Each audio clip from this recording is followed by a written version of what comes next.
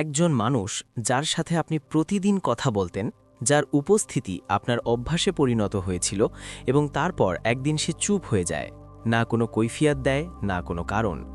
এমন পরিস্থিতিতে মনে প্রশ্ন জাগে, কিন্তু আসল প্রশ্ন এটা নয় যে সে কেন বদলে গেল। আসল প্রশ্ন হলো, এখন আপনি কি করবেন? অধিকাংশ মানুষ এখানেই ভুল করে। তারা ভয়ের কারণে কথা বলতে শুরু করে, ভয় থেকে বোঝাতে শুরু করে এবং অজান্তেই নিজের শক্তি হারিয়ে ফেলে। কিন্তু মন দিয়ে শুনুন, যেদিন আপনি তাকে হারানোর ভয় ছেড়ে দেবেন, সেদিন থেকেই পরিস্থিতির পরিবর্তন শুরু হবে। এই ভিডিও কাউকে মানানোর বিষয় নয়, এই ভিডিও আপনাকে ভেতর থেকে শান্ত করার বিষয়। কারণ মানুষ শব্দ দিয়ে বদলায় না, মানুষ তখন বদলায় যখন সামনের জন ভয়ে থাকে না। তাই ভিডিওটি ছেড়ে যাবেন না, কারণ প্রথম পয়েন্ট এখান থেকেই শুরু হয়। এখন একটু শান্ত হয়ে বসুন এবং এই বিষয়টি তাড়াহুড়ো করে বুঝবেন না, কারণ এখন যা বুঝতে যাচ্ছেন সেটাই ঠিক করবে আপনার নীরবতা শক্তি হবে নাকি শুধু লোক দেখানো রয়ে যাবে। দেখুন, অধিকাংশ মানুষ ধরে নেয় যে সামনের জন যেমন ব্যবহার করছে সেটাই তাদের দুর্বল করে দিচ্ছে, কিন্তু সত্যটা এর থেকে একটু আলাদা। আসলে অন্যের ব্যবহার নয়, আপনার ভেতরে বসে থাকা ভয় আপনার এনার্জি নষ্ট করে। এবার এখানে থামুন এবং নিজেকে সততার সাথে জিজ্ঞাসা করুন, এই ভয়টা আসলে কি? ভয় এটা নয় যে কেউ চলে যাবে, ভয় হলো এটা যে সে যদি চলে যায় তবে আমি অপূর্ণ হয়ে যাব।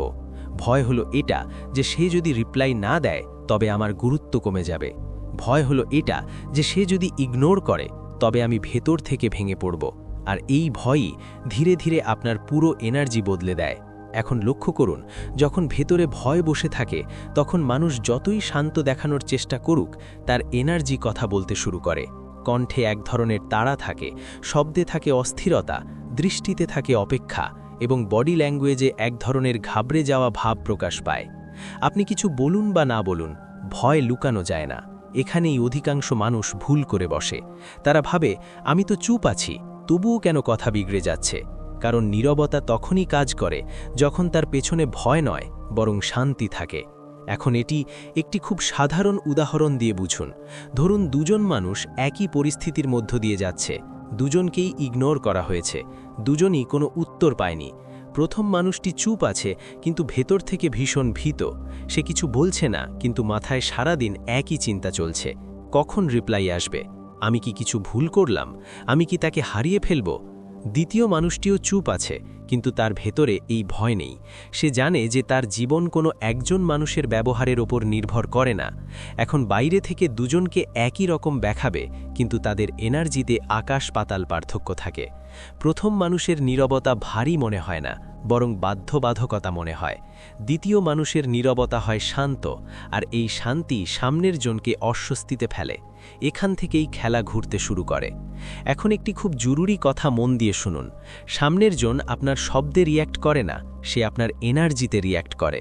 আপনি কি বলছেন তা ততটা গুরুত্বপূর্ণ নয় যতটা গুরুত্বপূর্ণ আপনি কোন অবস্থায় বলছেন। ভয়ের অবস্থায় বলা প্রতিটি শব্দ হালকা হয়ে যায়, আর শান্তির অবস্থায় বলা একটি ছোট বাক্য গভীর প্রভাব ফেলে। এবার বুঝুন, ভয় শেষ হওয়ার মানে এই নয় যে আপনি পাথর হয়ে যাবেন। এর মানে শুধু এতটুকুই যে আপনি নিজেকে অন্য কোনো মানুষের প্রতিক্রিয়ার ওপর নির্ভরশীল করা বন্ধ করবেন। যেদিন আপনি ভেতর থেকে এটা মেনে নেবেন যে সে থাকলেও ঠিক আছে, আর না থাকলেও আমি ঠিক আছি, সেদিন থেকেই আপনার এনার্জি বদলাতে শুরু করবে। এখন আপনি আর অপেক্ষা করেন না, প্রশ্ন করেন না, নিজেকে প্রমাণ করেন না। আর বিশ্বাস করুন, এই পরিবর্তনটাই সামনের জন সবচেয়ে আগে অনুভব করে। কারণ মানুষ দুর্বলতায় অভ্যস্ত হয়ে যায়, কিন্তু শান্তি তাকে অস্থির করে তোলে। সব সময় মনে রাখবেন, ভয় থাকলে আপনি চুপ থাকলেও সেই নীরবতা আপনার বিরুদ্ধে যাবে, কিন্তু যেদিন ভয় চলে যাবে সেদিনই আপনার নীরবতা আপনার অস্ত্র হয়ে উঠবে।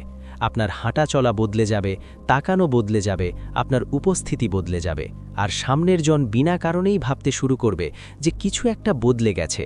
আপনাকে কাউকে ভয় দেখানোর দরকার নেই, আপনাকে শুধু নিজের ভেতরের ভয় দূর করতে হবে। ভয় শেষ হতেই আপনার এনার্জি স্থির হয়ে যায়, আর স্থির এনার্জি সবচেয়ে বেশি পাওয়ারফুল হয়। এখন এই পয়েন্টটি নিজের মনের ভেতরে গেঁথে নিন।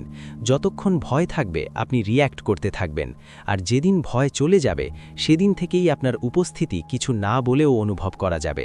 এখান থেকেই পুরো খেলাটা বদলে যায়।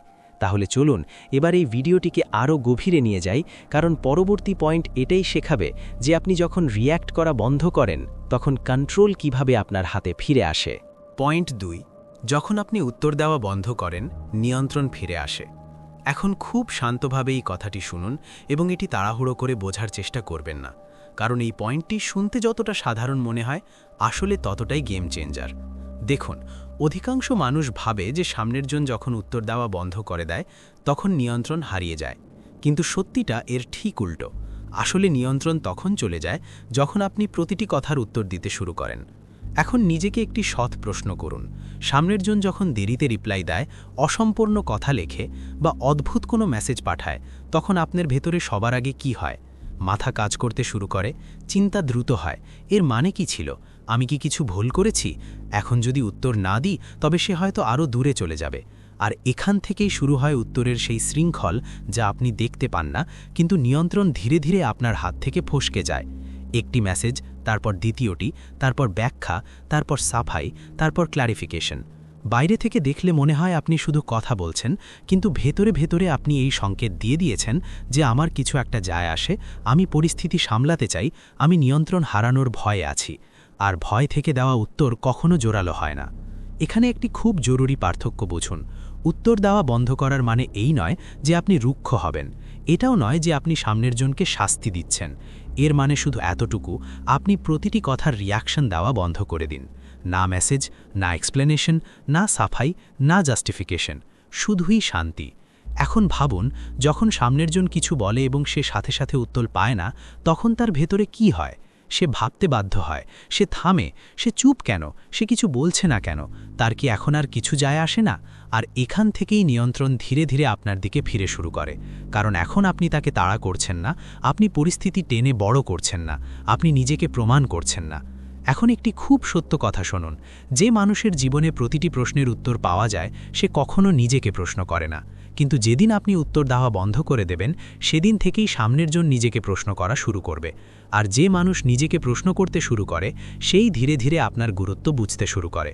আপনার কাজ প্রতিটি কথা পরিষ্কার করা নয়, আপনার কাজ হলো নিজের শান্তি রক্ষা করা।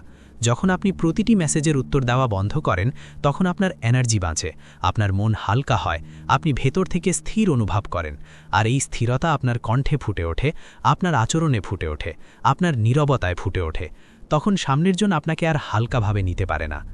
যদি এই পয়েন্টটি আপনার মনে কিছু স্পষ্ট করে থাকে তবে ভিডিওটি লাইক করুন এবং চ্যানেলটি সাবস্ক্রাইব করুন, কারণ সামনের পয়েন্টগুলো আরও গভীর। কন্ট্রোল ফিরিয়ে আনার জন্য আপনাকে কিছু বলতে হবে না, আপনাকে শুধু বলা বন্ধ করতে হবে। না মেসেজ, না ব্যাখ্যা, না সাফাই। যেদিন আপনি নিজেকে বোঝানোর প্রয়োজনীয়তা অনুভব করা বন্ধ করবেন সেদিন থেকেই আপনার উপস্থিতি কথা বলতে শুরু করবে। মনে রাখবেন, যে মানুষ প্রতিটি কথার উত্তর দেয় সে নিয়ন্ত্রণ হারায়, আর যে মানুষ শান্তিতে চুপ থাকতে শিখে নেয় নিয়ন্ত্রণ এমনিতেই তার হাতে ফিরে আসে। তাহলে চলুন এগিয়ে যাই, কারণ পরবর্তী পয়েন্টেই আপনি শিখবেন কিভাবে না বলেও সামনের জনের অভ্যেস ভাঙতে শুরু করে। পয়েন্ট 3, আপনার নীরবতা কথা বলতে শুরু করে। এখন শান্ত হয়ে এই কথাটি শুনুন এবং এটিকে শুধু একটি লাইন হিসেবে নেবেন না। এই পয়েন্টটি অনেকে শুনলেও এর গভীরতা বুঝতে পারে না। সাধারণত মনে করা হয় চুপ থাকা মানে কিছু না করা, দুর্বল হয়ে যাওয়া বা হার মেনে নেওয়া, কিন্তু আসল সত্য এর উল্টো। মন দিয়ে বুঝুন, প্রতিটি নীরবতাই দুর্বলতা নয়। কিছু নীরবতা এমন হয় যা কথা বলার চেয়েও বেশি কাজ করে। একটু আগের কথা ভাবুন, যখন আগে প্রতিটি কথায় আপনি সাথে সাথে উত্তর দিতেন, প্রতিটি প্রশ্নের সাফাই দিতেন, প্রতিটি আবেগ স্পষ্টভাবে দেখিয়ে দিতেন, তখন সামনের জন কতটা নিশ্চিন্ত ছিল, কারণ সে সব কিছু জানত। আপনি কি ভাবছেন, কোন কথায় আপনার খারাপ লাগছে, আপনি কোন বিষয় নিয়ে ভয় পাচ্ছেন, সবই তার জানা ছিল। কিন্তু যেদিন থেকে আপনি কথা বলা একটু কমিয়ে দিলেন, প্রতিটি বিষয় বোঝানো বন্ধ করলেন এবং কোনো রাগ বা অভিযোগ ছাড়াই শান্ত থাকতে শুরু করলেন, সেদিন থেকেই সামনের জনের ভেতরে এক অদ্ভুত পরিবর্তন শুরু হয়। সেই পরিবর্তন ভয়ের নয়, বরং অনিশ্চয়তার। এখন সে জানে না আপনি কি ভাবছেন, আপনি ভেতরে কোথায় দাঁড়িয়ে আছেন, আপনি আগের মতো আছেন কিনা। আর মানুষকে সবচেয়ে বেশি অস্থির করে এই অজানাই। একটি সহজ উদাহরণ দিয়ে বুঝুন। ধরুন, কোনো মানুষ আপনাকে প্রতিদিন উত্তর দিত, আপনি যা জিজ্ঞাসা করতেন সে সাথে সাথে পরিষ্কার করে দিত, সব কিছু বুঝিয়ে বলতো। আর হঠাৎ সেই মানুষটি শান্ত হয়ে গেল, না রাগ, না অভিযোগ, না সাফাই, শুধুই শান্তি। এবার সততার সাথে বলুন তো, আপনার মাথায় কি চলবে? এটাই যে কিছু তো বদলে গেছে, সে আগের মতো নেই, সে এখন আমার নিয়ন্ত্রণের বাইরে চলে যাচ্ছে। এখান থেকেই আপনার নীরবতা কথা বলতে শুরু করে। মনে রাখবেন, নীরবতা তখনই নাচ করে যখন তা বাধ্য হয়ে নয়, বরং আত্মসম্মান থেকে আসে। যদি ভেতরে ভয় থাকে আর বাইরে নীরবতা, তবে তা দুর্বলতা হয়ে যায়। কিন্তু যদি ভেতরে শান্তি থাকে আর বাইরে নীরবতা, তবে সেই নীরবতা মানসিক চাপে পরিণত হয়। যে মানুষের আপনার প্রতিটি প্রতিক্রিয়ার অভ্যেস হয়ে যায়, আপনার শান্তি তাকে অস্থির করে তোলে, কারণ এখন সে আপনাকে পড়তে পারছে না, আর যাকে পড়া যায় না সে এমনিতেই হাতের বাইরে মনে হতে থাকে। আপনার নীরবতা কাউকে সাজা দেওয়ার জন্য নয়, বরং নিজেকে সামলানোর জন্য। কিন্তু অদ্ভুত বিষয় হলো, যখন আপনি নিজেকে সামলান তখন সামনের জন নড়ে ওঠে।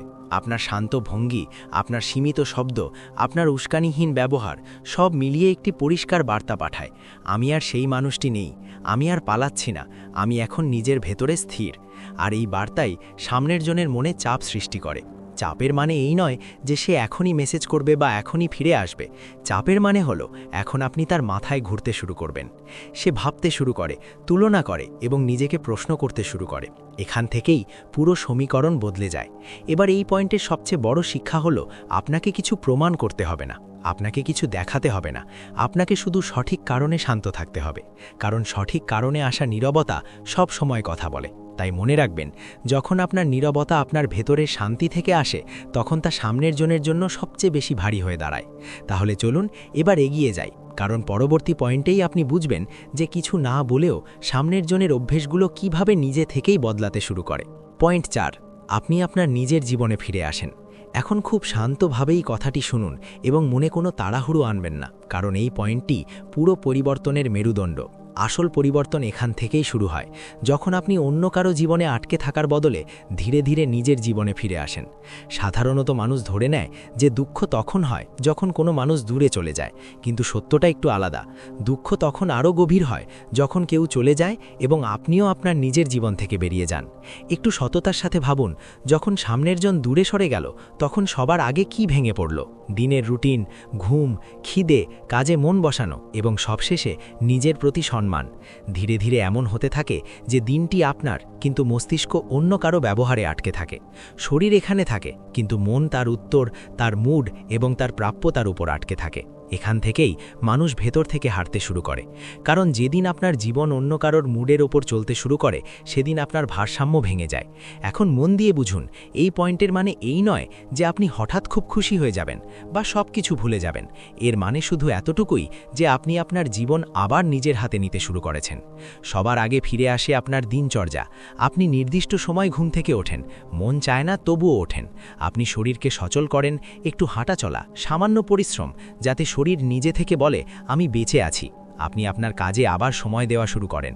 শুরুতে মন ভটকে যাবে, মস্তিষ্ক আবার সেই মানুষটির কাছে ফিরে যাবে, কিন্তু আপনি তবুও কাজ করে যান, কারণ এটি করা খুশির জন্য নয়, এটি করা স্থির থাকার জন্য। আর সবার আগে স্থিরতাই ফিরে আসে। এবার এই পরিবর্তনটি অনুভব করুন। যেদিন আপনি কারণ উত্তরের অপেক্ষা না করেই আপনার দিনটি পূর্ণ করতে পারবেন, সেদিন আপনি নিজেকে কিছুটা শক্তিশালী অনুভব করবেন। এখন আপনি বারবার ফোন দেখেন না, প্রতিটি নোটিফিকেশনে বুক কাঁপে না, প্রতিটি নীরবতা ভয় তৈরি করে না। আর এখান থেকেই নিজের প্রতি সম্মান, সেলফ রেসপেক্ট ধীরে ধীরে ফিরে আসতে শুরু করে। মনে রাখবেন, আত্মসম্মান কোনো বড় বিষয় নয়, এটি ছোট ছোট অভ্যেসের মাধ্যমে তৈরি হয়। সময় মতো ঘুমানো, সময় মতো ওঠা, বিনা কারণে কারো অপেক্ষা না করা এবং নিজের কাজ মাঝপথে ছেড়ে না দেওয়া।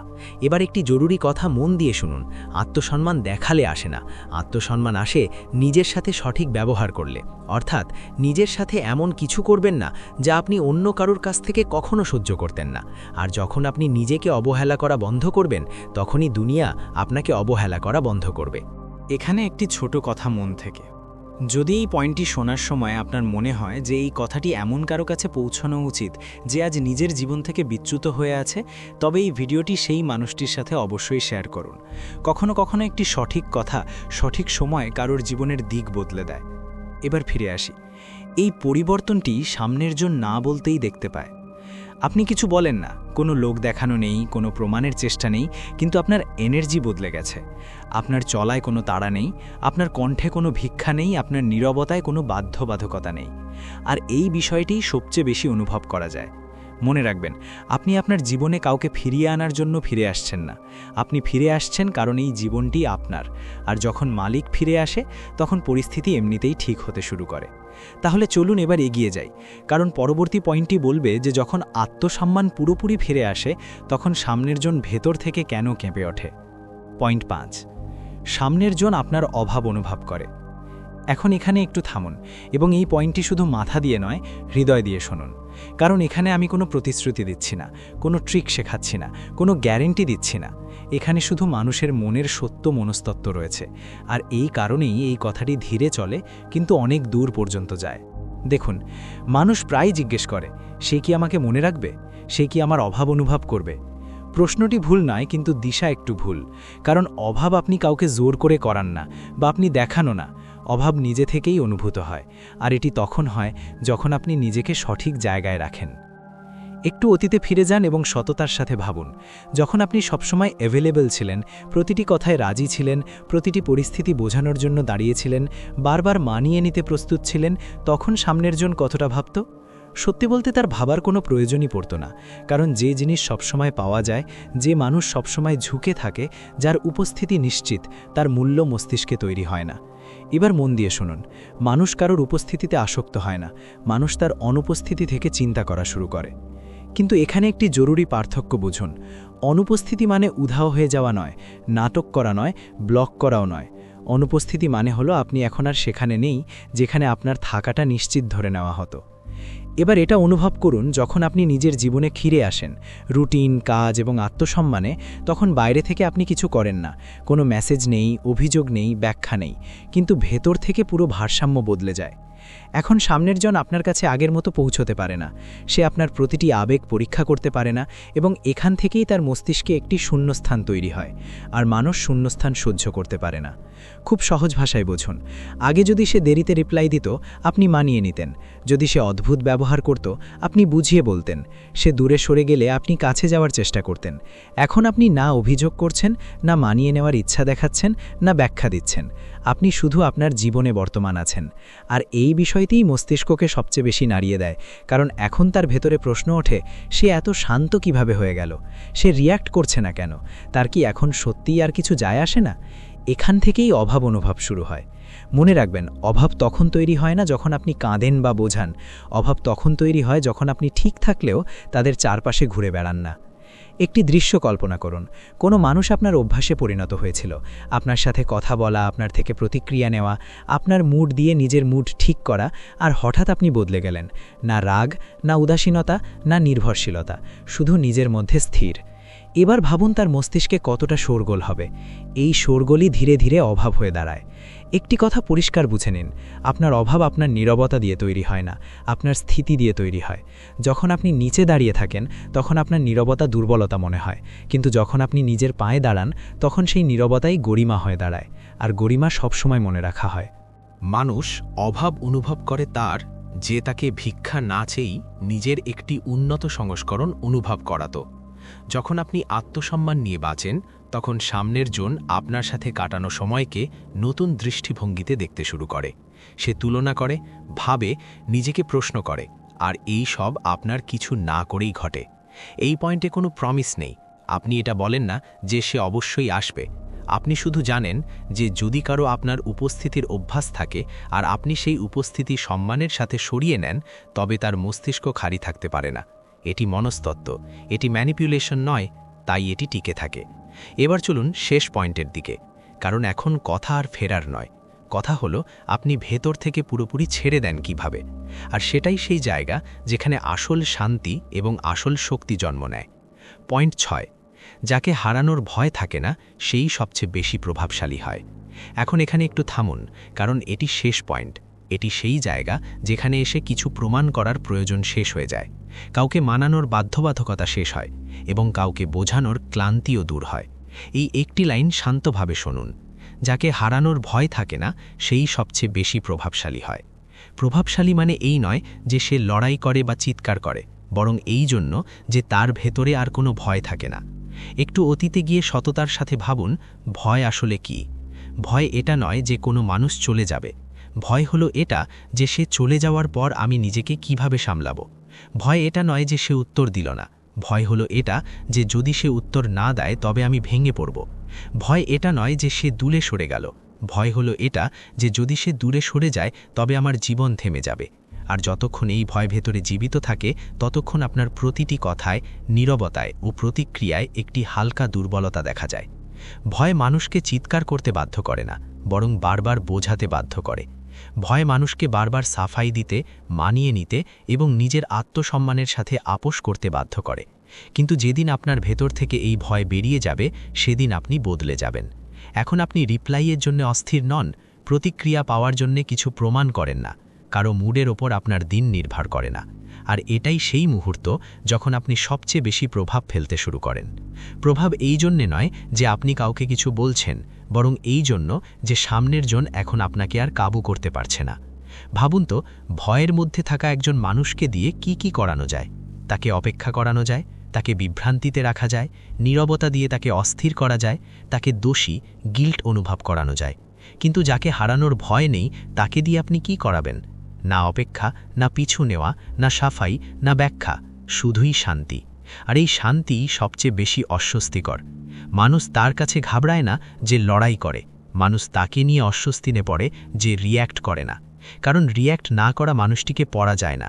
সামনের জন বুঝতে পারে না আপনি দুঃখী নাকি ঠিক আছেন, আর এখান থেকেই ব্যালেন্স বদলে যায়। নিজের ভেতরে তাকিয়ে দেখুন, এখনও কি আপনার মনে সেই ভয় আছে যে যদি সে চলে যায় তবে কি হবে? নাকি আপনি শান্তভাবে বলতে পারেন, সে থাকলেও ঠিক আছে, না থাকলেও আমি ঠিক আছি? যদি দ্বিতীয়টি সত্যি হয় তবে বুঝে নিন আপনি জিতে গেছেন। এখন আপনি কাউকে আটকান না, মানান না, আপনি যে মূল্যবান তা প্রমাণ করেন না। আপনি শুধু নিজের জায়গায় দাঁড়িয়ে থাকেন, আর এই দাঁড়িয়ে থাকাটাই সবচেয়ে ভারী। ছেড়ে দেওয়া মানে ভুলে যাওয়া নয়, ছেড়ে দেওয়া মানে ঘৃণা করাও নয়। ছেড়ে দেওয়া মানে হলো আপনার ভয় আর আপনার সিদ্ধান্ত নিচ্ছে না। আপনি সম্মানের সাথে চুপ আছেন, শান্তির সাথে এগিয়ে যাচ্ছেন, নিজেকে হারিয়ে কাউকে পাওয়ার চেষ্টা করছেন না। আর এটাই সেই অবস্থা যেখানে মানুষ সবচেয়ে বেশি আকর্ষণীয় হয়ে ওঠে। যেদিন থেকে আপনার আর কোনো পার্থক্য হবে না যে কেউ থাকবে কি থাকবে না, সেদিন থেকেই আপনার কণ্ঠ বদলে যাবে, বডি ল্যাঙ্গুয়েজ বদলে যাবে এবং আপনার নীরবতা ভারী হবে। আর সামনের জন ফিরে আসুক বা না আসুক, একটা কাজ অবশ্যই করবে, সে আপনাকে আর অবহেলা করতে পারবে না, কারণ এখন তাকে হারানোর ভয় নেই আপনার। যে মানুষ ছেড়ে দিতে শিখে নেয় তাকে ফিরিয়ে আনার প্রয়োজন পড়ে না, মানুষ নিজেই তার অভাব অনুভব করে। এখানেই ভিডিওটি শেষ হচ্ছে, কারণ এরপর আর কিছু প্রমাণ করার, মানানোর বা বোঝানোর বাকি নেই, শুধুই শান্তি। যদি আপনি এতক্ষণ শান্তভাবে শুনে থাকেন তবে এর মানে ভিডিওটি আপনার জন্যই ছিল। যাওয়ার আগে একটি কথা, নিচে কমেন্টে শুধু একটি বাক্য লিখুন, আমি এখন আর নিজেকে হারাবো না। কোনো গল্প নয়, সাফাই নয়, শুধুই এই একটি লাইন। কারণ যেদিন মানুষ নিজের জন্য দাঁড়াতে শেখে সেদিন থেকেই সবকিছু বদলাতে শুরু করে। নিজেকে না হারিয়ে কিভাবে জীবন বাঁচতে হয়, এই ভিডিওটি যদি আপনাকে কিছুটা স্থির করতে পারে তবে তাতেই এর সার্থকতা। শান্ত থাকুন, নিজের সাথে থাকুন। তুমি প্রতি মুহূর্তে তাকে স্বীকৃতি দাও না, তুমি অল্প অল্প দাও এবং প্রতিবার একরকম দাও না। এই অনিশ্চয়তাই তার মস্তিষ্ককে ব্যস্ত রাখে এবং তার আবেগকে গভীরতার সাথে জুড়ে দেয়। কিন্তু একটা কথা পরিষ্কার বুঝে নাও, এটা কোনো চাল নয়, এটা প্রতারণা নয়, এটা নিজের গুরুত্ব দেখানোর উপায়। তুমি এখানে তার বিনোদন দিতে আসনি, তুমি এখানে পিছু নিতে আসনি, তুমি এখানে আছো কারণ তোমার সময় সত্য, তোমার উপস্থিতি গুরুত্ব রাখে। আর যখন তুমি আসো তখন প্রভাব পড়ে, কারণ তুমি সারাদিন তোমার শক্তি তার ওপর উজাড় করো না, তাকে তোমার মনোযোগ অর্জন করতে হয়। এটাই পার্থক্য। বেশিরভাগ পুরুষ এটা প্রমাণ করতে ব্যস্ত থাকে যে তারা যথেষ্ট। একজন স্টোইক পুরুষ তাকে সুযোগ দেয় এটা প্রমাণ করার যে সে যোগ্য। এখন আসল জীবনে এটা কেমন দেখায়? তুমি প্রতিবার তৎক্ষণাৎ জবাব দাও না, তুমি প্রতিটি চিন্তা মুখে আনো না, তুমি উপস্থিত থাকো কিন্তু সাফাই দাও না।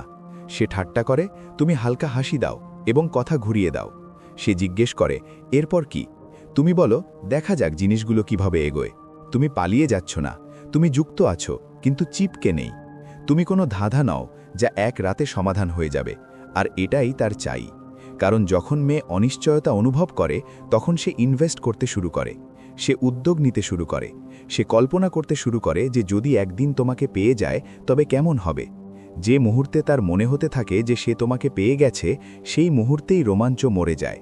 স্টোইক চিন্তা এটাই শেখায়, চেয়েও না, কাকুতি মিনতি করো না, শান্ত থাকো, যুক্ত থাকো, নিজের মধ্যে পূর্ণ থাকো। এই এনার্জি নিজে নিজেই ছড়ায়, এটা বলে আমি তোমার সাথেও পূর্ণ এবং তোমাকে ছাড়াও পূর্ণ, আর যেহেতু তোমার প্রয়োজন নেই আমি তোমার আগ্রহকে দেখি, পিছু নিই না। সোজা কথা, যদি তুমি খুব সহজে অনুমানযোগ্য হও তবে তুমি ভুলে যাওয়ার যোগ্য হয়ে যাবে, কিন্তু যদি তুমি টেনশন ধরে রাখতে পারো, রহস্য বজায় রাখতে পারো ঠান্ডা না হয়ে, তবে তোমাকে কোনোদিন ভোলা যাবে না। তোমাকে নির্দয় হওয়ার দরকার নেই, তোমাকে বুঝতে হবে যে তার আবেগীয় জগৎ অজান্তেই শ্বাস নেয়। যদি তুমি প্রতি মুহূর্তে অ্যাভেলেবল থাকো, প্রতি মুহূর্তে প্রশংসা করো, প্রতি মুহূর্তে বিলিয়ে দাও, তবে তার গুরুত্ব কমে যায়। কখনো কখনো তাকে আন্দাজ করতে দাও, কখনো তাকে তোমার মনোযোগ এবং তোমার অভাবের মাঝখানের পার্থক্য অনুভব করতে দাও। এই পার্থক্যই তাকে বেঁধে রাখে। যদি তুমি বোঝাতে বোঝাতে ক্লান্ত হয়ে পড়ো এবং চাও যে এই টানাপড়েন নিজেই কাজ করুক, তবে কমেন্টে লেখো আমি টেনশন বুঝি এবং যুক্ত থাকো। পরের পরিবর্তনটি একটি শব্দ না বলে পুরো ঘরে তোমাকে দেখার ভঙ্গি বদলে দেবে। নাম্বার 3, এমনভাবে হাঁটো যেন তুমি এখানে আগেও এসেছ। একজন পুরুষের মধ্যে এমন কিছু থাকে যা শোরগোল না করেই টেনে নেয়। সে ঘাবড়ায় না, সে চমকে ওঠে না, সে ঘরে ঢোকে, নজর ঘোরায় এবং এমনভাবে হাঁটে যেন এসব তার কাছে নতুন কিছু নয়। সে জোর করে এনার্জি ছড়ায় না, সে মনোযোগ চায় না। সত্যি বলতে তার মনোযোগ চাইও না, তবুও মনোযোগ নিজে নিজেই তার দিকে আসে, কারণ সে নিজেকে কিভাবে সামলায়। এটাই হলো আগে থেকে দেখা পুরুষ, প্রি সিলেক্টেড মেল। বেশিরভাগ পুরুষ কি করে, যেই সামনে কোনো সুন্দরী মেয়ে আসে তারা বদলে যায়, শরীর শক্ত হয়ে যায়, গলা চড়ে যায়, কথা বেশি হতে থাকে। প্রতিটি অঙ্গভঙ্গির মাধ্যমে তারা প্রমাণ করতে চায় যে তারা যোগ্য, যেন তারা কোনো উপাসনালয়ে পৌঁছে গেছে। এখানেই খেলা ঘুরে যায়। এখন সে তোমার এনার্জির সাথে যুক্ত হচ্ছে না, সে তোমাকে বিচার করছে। কিন্তু যখন তুমি এমন থাকো যেন সৌন্দর্য তোমাকে টলাতে পারে না, যেন মনোযোগ তোমার মাথায় চড়ে বসে না, যেন তুমি আগেও অনেকবার বিশেষ মেয়েদের পাশে দাঁড়িয়েছ এবং ভেঙে পড়নি, তখন তুমি তাকে এমন কিছু দেখাও যা সে খুব কম দেখতে পায়, আবেগীয় কর্তৃত্ব। তুমি ঘরের শান্তি হয়ে ওঠো, আর বিশ্বাস করো, এখন তুমি সেই পুরুষ নও যে তাকে ইমপ্রেস করতে এসেছে, এখন তুমি সেই পুরুষ যাকে সে বুঝতে পারছে না। আর যে মুহূর্তে সে তোমাকে পড়তে পারে না, সে তোমার দিকে ঝোঁকতে শুরু করে। এটা শুধু ঠান্ডা হওয়ার বিষয় নয়, এটা প্রাচুর্য বা অ্যাবান্ডেন্স থেকে চলার বিষয়। যে পুরুষ এমনভাবে হাঁটে যেন সে আগেও এখানে এসেছে, সে নাটক করে না। হয় সে সত্যি সেখানে থেকেছে, অথবা সে ভেতর থেকে এতটাই স্থির হয়ে গেছে যে প্রতিটি সুন্দরী মেয়ে তার কাছে জীবনের একমাত্র সুযোগ মনে হয় না। সে জানে সে কে, সে জানে সে কি নিয়ে আসে, সে জানে তাকে কারো সামনে পরীক্ষা দিতে হবে না। এটাই স্টোইক এনার্জি। অলস নয়, ঠান্ডা নয়, শুধু ভারসাম্যপূর্ণ, উপস্থিত, মজবুত। আর যখন তুমি এভাবে সামনে আসো, তখন মেয়েদের এমন মনে হয় না যে কেউ তাদের স্বীকার করছে, তাদের মনে হয় তারা আসল কিছু খুঁজে পেয়েছে, কিছু আলাদা, এমন কিছু যার উপর এখনও তাদের নিয়ন্ত্রণ নেই। আর সেই জিনিসটি অভ্যেসে পরিণত হয়।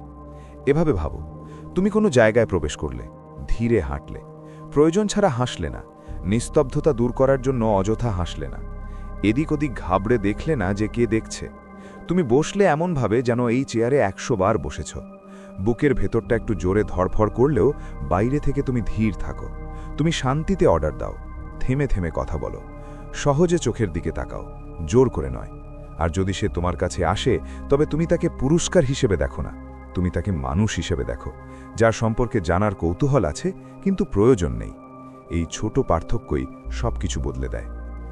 এখন তুমি তাকে কিছু প্রমাণ করছো না, এখন সে তোমাকে কিছু প্রমাণ করতে শুরু করে। সে তোমার মনোযোগ টানার চেষ্টা করে। সে ভাবতে থাকে যে সে তোমার পুরো মনোযোগ এখনো কেন পেল না। আর এটাই সেই জায়গা যেখানে তোমার থাকা উচিত। স্টোইক দর্শন এই উপস্থিতিকে একটি নাম দিয়েছে, অটল শান্তি। এর মানে এই নয় যে তুমি অনুভব করো না, এর মানে এই যে আবেগ তোমাকে চালায় না, তুমি আবেগকে চালাও।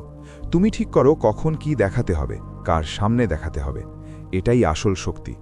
এটাই সেই অনুভূতি যা মেয়েকে এটা অনুভব করায় যে সে শুধু আত্মবিশ্বাসের পাশে নয়, বরং এমন এক পুরুষের পাশে আছে যে নিজের উপর পূর্ণ নিয়ন্ত্রণ রাখে। তাই পরের বার যখন নিজেকে জাহির করার চাপ অনুভব করবে, শুধু শ্বাস নাও, ধীর হয়ে যাও, মুখ শিথিল রাখো। তখনই বলো যখন দরকার, নীরবতাকে ভয় পেও না, তাকে আগে তোমার উপস্থিতি অনুভব করতে দাও, কথা পরে আসুক। এমন উপস্থিতি কখনো ভোলা যায় না। আর যদি এই এনার্জি তুমি আপন করতে চাও, তবে কমেন্টে লেখো আমি শান্তির সাথে চলি। যুক্ত থাকো। পরের পয়েন্টটি জানাবে কিভাবে নিজেকে কম দেওয়া তার ভেতরে বেশি অনুভূতি জাগিয়ে তোলে। নাম্বার 4, কম দাও যাতে সে বেশি অনুভব করে। তোমাকে সবসময় এটাই বলা হয়েছে যে ভালোবাসার মানে হলো সব কিছু দিয়ে দেওয়া, পুরো সততা, পুরো সময়, পুরো আবেগ, এবং যত বেশি দেবে তত সে যুক্ত হবে। কিন্তু এটা পুরো সত্যি নয়, এটা শুধু অর্ধেক গল্প। সত্যিটা হলো যখন তুমি খুব বেশি, খুব দ্রুত দিয়ে দাও, তখন তুমি সম্পর্ক তৈরি করো না, তুমি তাকে ডুবিয়ে দাও। বেশিরভাগ পুরুষ আকর্ষণ তৈরির জন্য মেয়েটির জীবনে বন্যা নিয়ে আসে। অনবরত মেসেজ, লম্বা লম্বা আবেগীয় স্বীকারোক্তি, একের পর এক প্রশংসা, দিন রাত পুরো মনোযোগ। উদ্দেশ্য ভালো থাকে, কিন্তু ফল উল্টো হয়। কারণ সমস্যা দয়া বা ভালোবাসার নয়, সমস্যা জায়গার। যেখানে জায়গা থাকে না সেখানে আবেগ জন্মায় না। জায়গা সেখানেই যেখানে কৌতূহল জন্ম নেয়। জায়গা সেখানেই যেখানে আকর্ষণ তৈরি হয়। জায়গা সেখানেই যেখানে তার আকাঙ্ক্ষা শ্বাস নেয়।